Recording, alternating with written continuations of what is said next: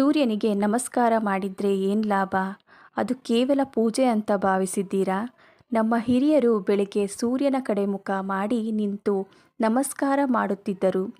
ಆದರೆ ಅದರಲ್ಲಿ ಅಡಗಿರುವುದು ಶುದ್ಧ ಸೈನ್ಸ್. ಬೆಳಗಿನ ಸೂರ್ಯನ ಬೆಳಕು ನೈಸರ್ಗಿಕ ಔಷಧಿ.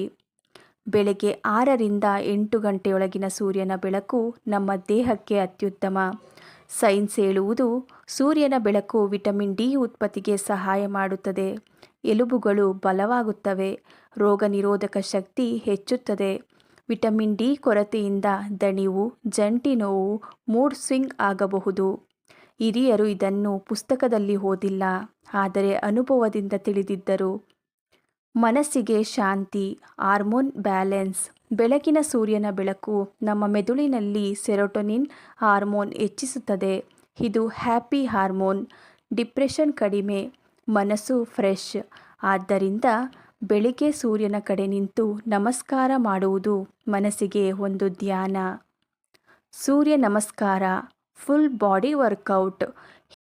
ಹಿರಿಯರು ಯೋಗ ಎಂದೇ ಹೇಳಲಿಲ್ಲ, ಆದರೆ ಸೂರ್ಯ ನಮಸ್ಕಾರ ಅಭ್ಯಾಸದಲ್ಲಿತ್ತು. ಸೈನ್ಸ್ ಪ್ರಕಾರ 12 ಆಸನಗಳ ಸೂರ್ಯ ನಮಸ್ಕಾರ ಸಂಪೂರ್ಣ ದೇಹದ ಸ್ಟ್ರೆಚಿಂಗ್, ರಕ್ತ ಸಂಚಲನ ಸುಧಾರಣೆ, ಮೆಟಬಾಲಿಸಮ್ ಹೆಚ್ಚಳ. ಒಂದು ಅಭ್ಯಾಸದಿಂದಲೇ ದೇಹ, ಮನಸ್ಸು ಎರಡೂ ಆರೋಗ್ಯಕರ. ಪ್ರಕೃತಿಯ ಜೊತೆ ಸಂಪರ್ಕ. ಸೂರ್ಯನಿಗೆ ನಮಸ್ಕಾರ ಎಂದರೆ ಪ್ರಕೃತಿಗೆ ಕೃತಜ್ಞತೆ. ಪ್ರಕೃತಿಯ ಜೊತೆ ಸಂಪರ್ಕ ಇದ್ದರೆ ಸ್ಟ್ರೆಸ್ ಕಡಿಮೆ, ನಿದ್ರೆ ಚೆನ್ನಾಗಿರುತ್ತದೆ, ಮನಸ್ಸು ಸಮತೋಲನದಲ್ಲಿರುತ್ತದೆ.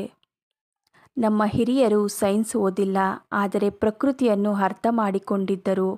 ಬೆಳಿಗ್ಗೆ 10 ನಿಮಿಷ ಸೂರ್ಯನಿಗೆ ನಮಸ್ಕಾರ ನಿಮ್ಮ ಜೀವನವನ್ನು ನಿಧಾನವಾಗಿ ಬದಲಾಯಿಸಬಹುದು.